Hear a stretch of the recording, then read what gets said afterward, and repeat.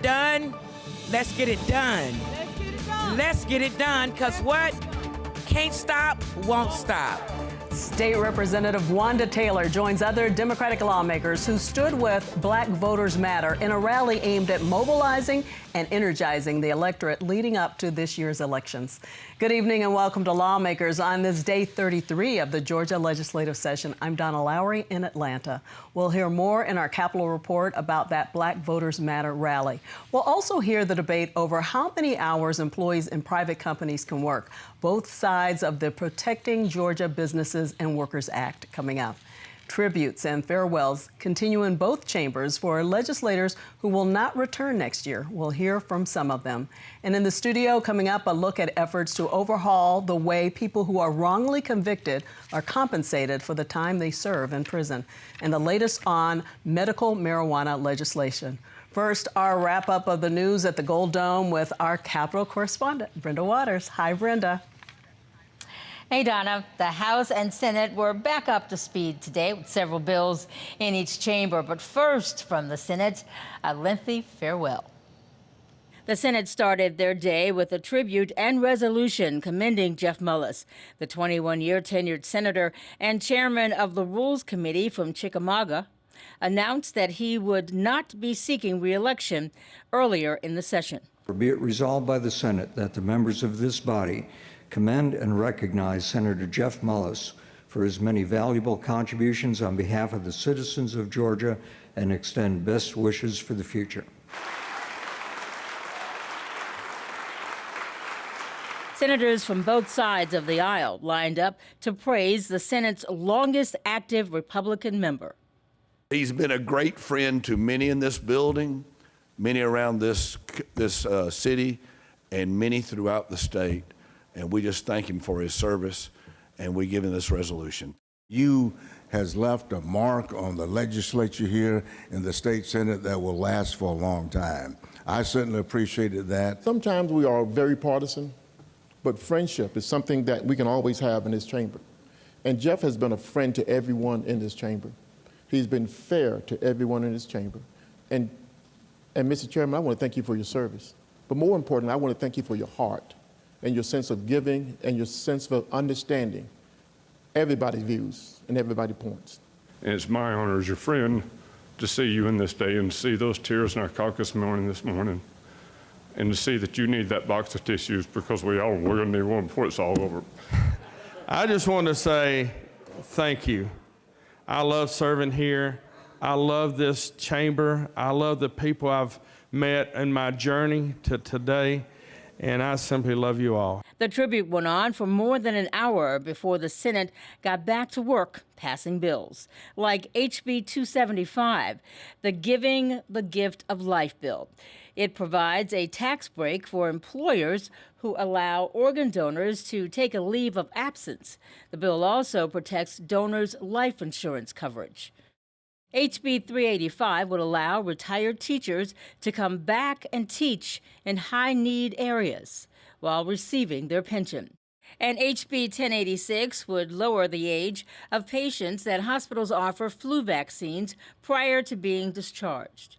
The logic is that if a physician asks a patient in the hospital, then they're 74% more likely to get vaccinated. And if we had done that back in 2017, we would have reduced the hospitalizations by about 15,000. Senate Bill 331 came up for a vote in the House, and it came with some debate from Democrats. Basically, it prohibits local jurisdictions from regulating the hours or schedule of an employee of a private employer. So it constrains local governments from dictating the hours to a private employer that their employees can work. This is the second time we've seen this bill. I remember in 2017, a very similar bill came before the House, and it was actually the first time I ever came down to the well to speak against the bill. And I have the same concerns that I had in 2017, which is that this body is going out of its way to put its foot on the neck of working Georgians. The bill passed along party lines, 99 to 67.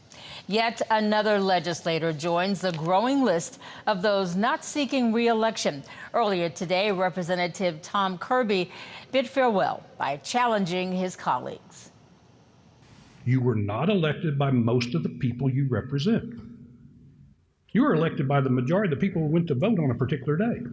Well, I challenge you to this. Next time you think you're all that in a bag of chips, think about all the people you represent who did not vote for you and ask yourself, what am I doing to represent them today? Later this afternoon, a message from black voters. The South steps at the state capitol filled with members of the Black Voters Matter organization and legislators. Their message was this. We came to the state capitol today to let folks know, to put folks on notice that black voters matter. We matter every day and everywhere, in every crook, cranny, nook, and cranny across this state. The four most important words in a democracy are the people have spoken. All right. So we must do all that we can to make sure that everyone can speak. And these are the vanguards of those opportunities. I want to say once again, welcome Black Voters Matter to your state capitol. And one more thing tonight in my Capitol Report is Agriculture Day here under the Gold Dome as part of Ag Week. And when you think about it, just about everything we eat or wear is from agriculture. Donna, back to you. That's so true. Thank you so much, Brenda. We're going to put our focus right now for the next few minutes on some of the bills that have passed out of the House and are now in the Senate. And joining me are Democratic Representative Scott Holcomb of Atlanta and Republican Representative Bill Werkheiser of Glenville in Tattnall County. He's chairman of the Industry and Labor Committee. Welcome to Lawmakers to both of you. Glad to be back. Thank you, Donna. Yeah. Representative Holcomb, let's talk about your bill. It's to compensate wrongly convicted people.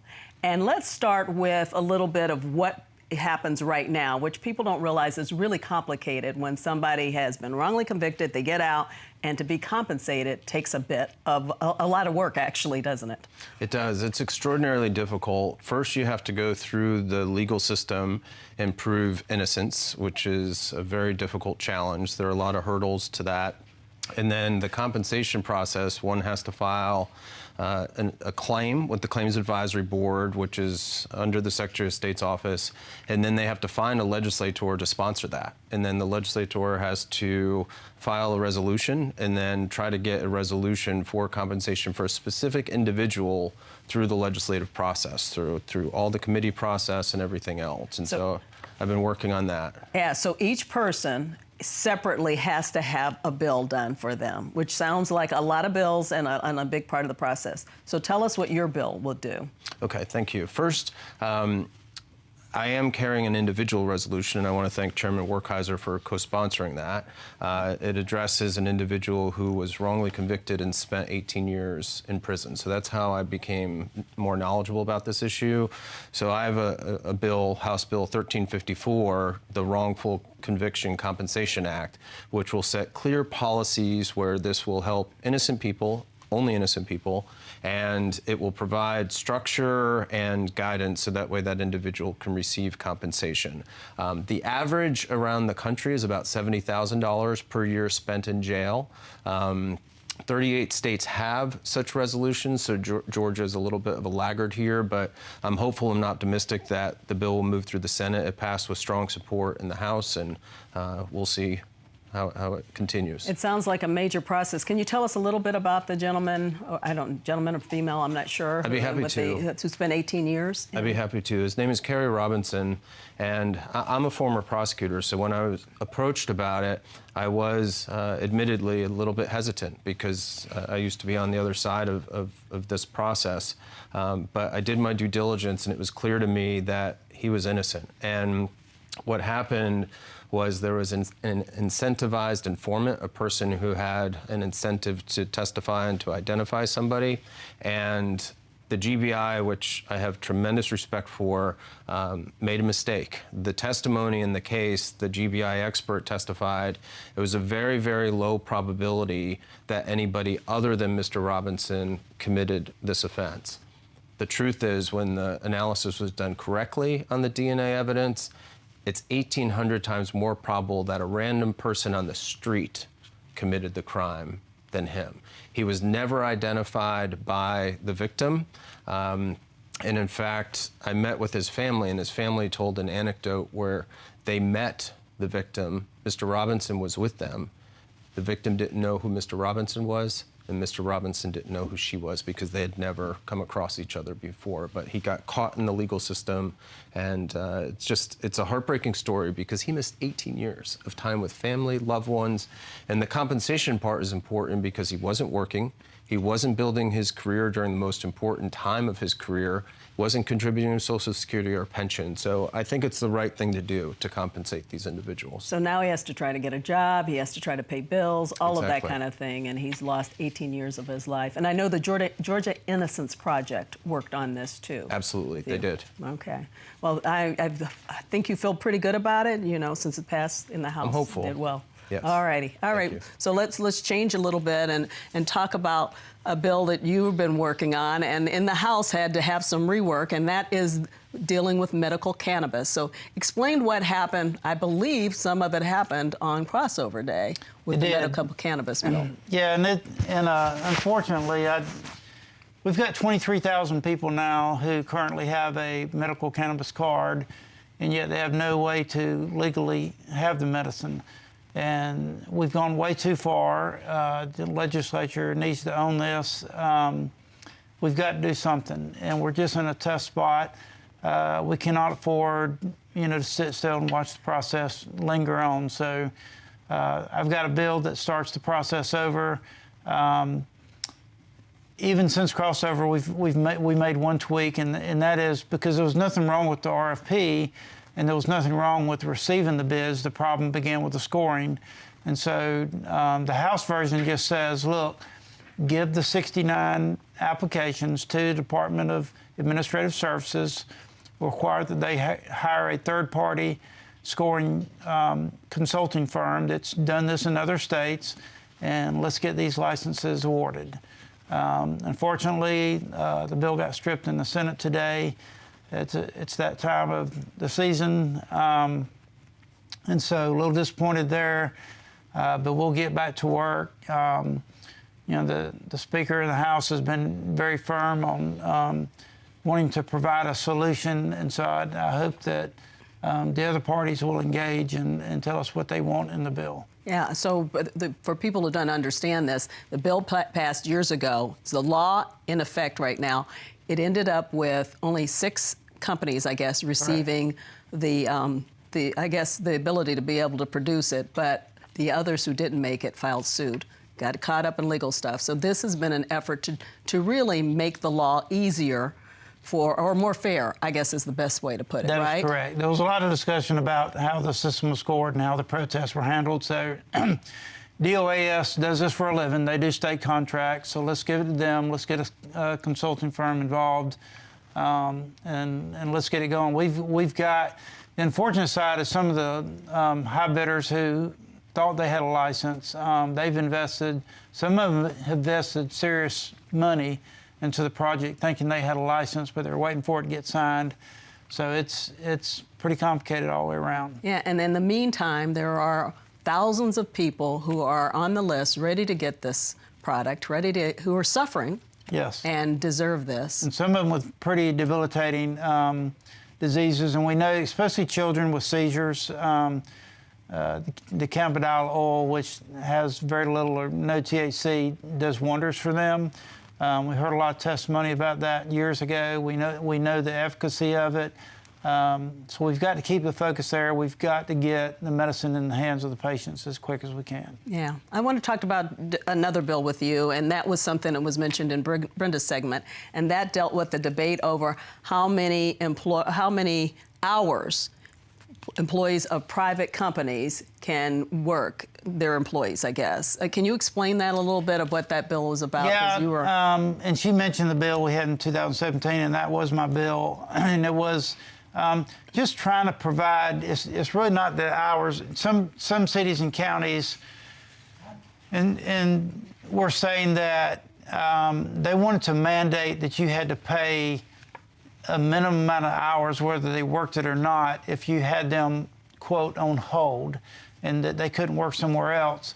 And so what my bill back then did, and this was a little bit broader scope this year, was it just said that we're going to have a uniform statute throughout the state. And maybe a simpler example of that would be minimum wage. You know, if you've got a Chick-fil-A that's got, you know, franchises and, you know, literally right next to each other in different counties, if you took that same theory with minimum wage, you could have different wages, you know, 3 miles away in a different county. So this bill just says that cities and counties cannot usurp that, and that we've got to have uniform labor laws throughout the state. So would you say this benefits more the employer or the employee? Well, it was a Republican bill, so it would benefit the employer more. Okay. So what it means is people can't go from one area to another, and the hours change. That's basically it. Yeah, they can't mandate that a minimum amount of hours be paid whether they worked or not, is what it's trying to prevent. Yeah. And tell us where it is right now. What happened today? It just passed the House today, right. And so it's on to the Senate now. Yeah. I want to talk about you both talk about, right now you've got bills in the Senate, and you mentioned it a little bit, the whole process. So is it, you feel good on crossover day when it moves, you get it passed, but this is where the pins and needles type time of the process, right? It is. In fact, I learned today for House Bill 1354, it has to pass out of committee by Tuesday, or else it will not move this year, which is not much time. Doesn't give you, so it doesn't give you that many days. So exactly. All right. Well, good luck to you on both of them, and I appreciate your coming in and talk about them. And I know you've got a lot of work to do. There'll be a lot of discussion. So we'll see what happens by sine die. Thanks again for coming in. Thank you very much. Coming up, a look at bills dealing with election laws and local school board meetings. You're watching Lawmakers on GPB.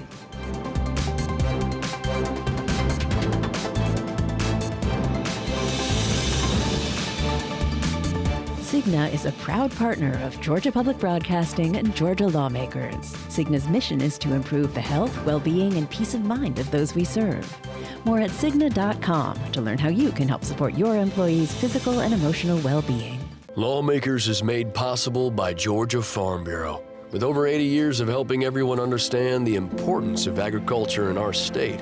After all, ag is Georgia's #1 industry. Food and fiber production represents over $74 billion in output of Georgia's strong economy. The Georgia Farm Bureau legislative team works to represent producers across Georgia at the state capitol during the session and year-round. Georgia Farm Bureau, the voice of Georgia farmers. Georgia Humanities, connecting people and communities across Georgia to encourage conversation, education, and understanding. Find out more at www.georgiahumanities.org. We are the Southern Environmental Law Center. At SELC, we not only take on the toughest environmental challenges, we win, forcing the removal of more than 250 million tons of toxic coal ash, defeating repeated attempts to bring offshore drilling to our coasts, and securing clean air and water protections for communities across our region. Your most powerful environmental defender is rooted right here in the South.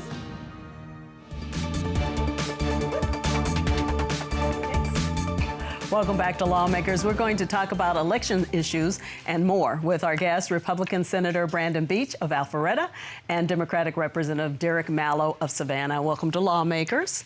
Representative Mallow, I want to start with you. You spoke strongly on the floor of the House recently about the latest voting bill, elections bill, HB 1464, and among other things, it would take away the need for a judge to go in and unseal ballots. People could get more access to them. So I wanted to ask you what issues you have with the bill.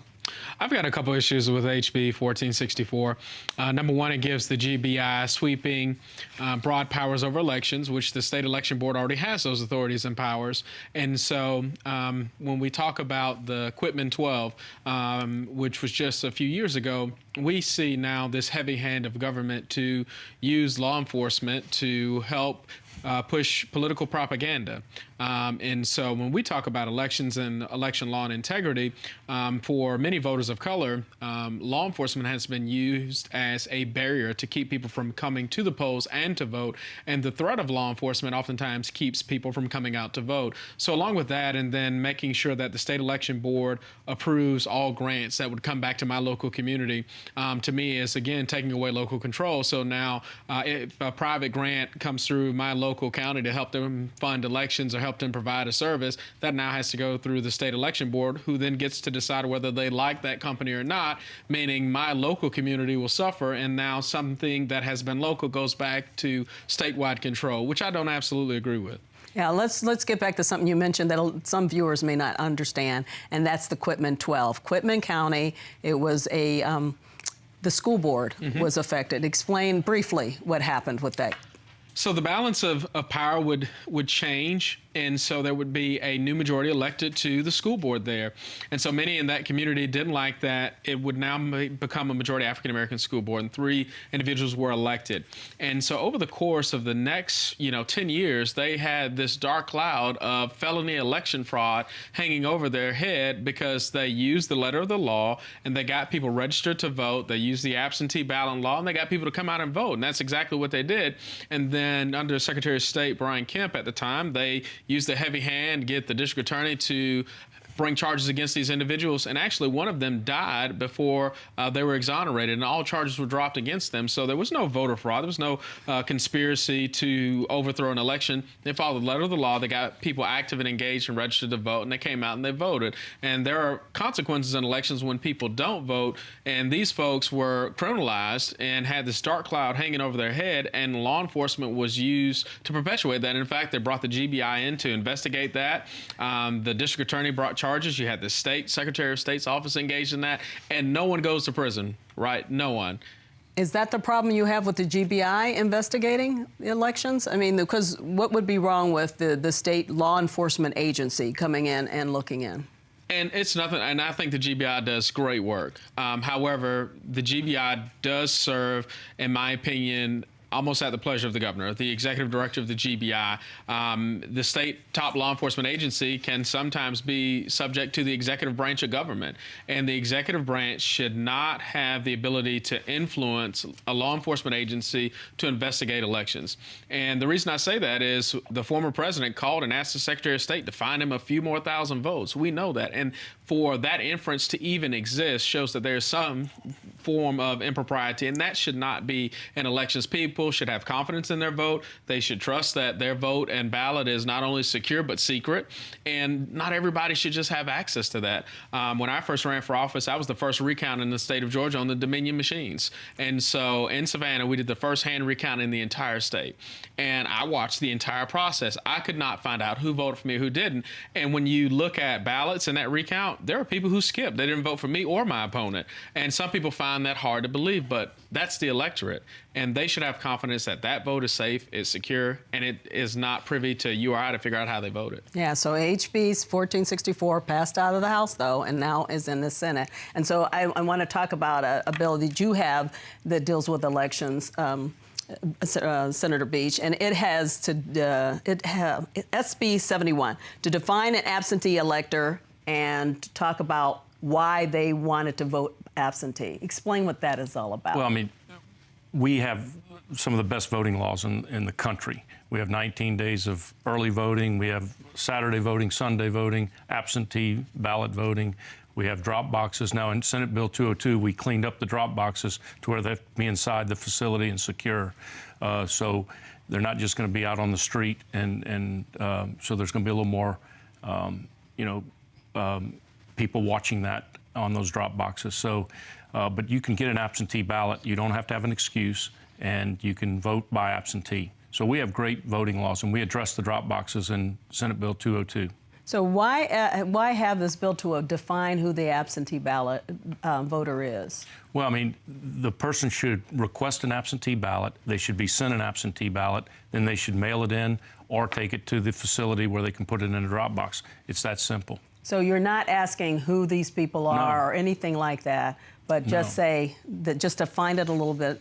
But does it ask for reasons for voting absentee? No, we have So a that no doesn't excuse absentee ballot. So that part won't change. That won't change. That was in Senate Bill 202. Yeah. Let's talk about another bill that you have that has received a lot, or you actually support. It would protect parents who speak out at local school board meetings, right? That's 588. Yeah. And it passed the Senate, and I will tell you that there's nothing better than transparency and sunshine, and parents should have a right to go to a school board meeting. Now, let me be clear, we have not had that problem in Georgia, but we saw states like California not letting parents go to school board meetings. We want to be proactive and say the parent has a right to go to the school board meeting and see what's going on in their kids' curriculum, what's going on in their local school board. Now, they can't be disruptive, and each school board should have security there to make sure people don't get out of hand, but they should be there to view a school board meeting. We let people come to our chamber to sit in the gallery, or they can come to our committee meetings, and everything's filmed, and we want to be transparent. And so there's nothing wrong with this bill allowing people to be at a school board meeting. Now, again, they can't be disruptive. They can't cause problems if they do, but they should be able to have the right to go and be heard and have public comment. That's what this bill does, is make sure there's public comment and express their opinions on where they think the school board should go. Isn't this covered, though, under open meetings already? It is, but they're in other states like California, they were telling people they were not allowed in school board meetings. And it really kind of came to light in the Virginia governor's election when Glenn Youngkin wanted the right to go to school board meetings, and his opponent McAuliffe said, well, the parents don't really need to have any rights in their kids' education, and that's just wrong. Parents want to be involved in their kids' education, and they should be. And they should be able to go and voice their opinion of what's going on and what they would like to see in their local school boards. And it's local control, but they should have the right to go to the school board meeting and express their opinions. Yeah, I know that this bill wasn't an easy, it's a Republican bill, but Right. still, when you guys discussed it, there was some opposition by some Republicans. Yeah, but it pretty much went down party lines. I'm for, again, transparency and the ability to go to a meeting and have comment and have public comment and have, discussion. Again, as long as they're not disruptive, they should have the right to be there. And they should have the right to film, too. That was part of the bill, that they could film on their iPhones or whatnot. All of our meetings are filmed, and if somebody wants to come film us in a committee meeting, they can. So that should be the right of that parent to be able to do that. You're feeling pretty good about this bill over in the House? I mean, we'll see. You never know. As Representative Holcomb said in the previous deal, till Tuesday, it's got to get out of committee. I'm sure over there the same thing. But I do feel good about it. I think parents want to be involved in their kids' education. And I don't think that's a Republican or Democrat idea. I think that everybody wants to know what's going on in their school system and make sure their kids, having the proper education. Yeah, we've had a few bills like that. What about you? Right? It's passed out of the House, but there, as we heard from the rally earlier today, there'll still be a lot of people who are against what's going on with that, with the adding more laws to what's going on with the elections in Georgia. I think that speaks to each constituent group that you represent. For the constituents I represent the heart of the city of Savannah, and we're talking about people who lived through the civil rights movement. One of my colleagues in my local delegation led civil rights demonstrations throughout the state, and so for that group of people who've lived it, they've seen this, and this is like history repeating itself, and we still have not gotten to the place where we can stand up to the fray of each side of any political party and say we have to do what's morally right and what's just for everybody, but we are catering to all get reelected. And unfortunately, that's where we stand. It's about reelection. Well, we'll see what happens. I want to thank you both for coming on the show. Thank you for joining us tonight on Lawmakers. You can join the conversation on Facebook and Twitter at GPB News using the hashtag GPB Lawmakers. We'll see you tomorrow night for Legislative Day 34. Good night.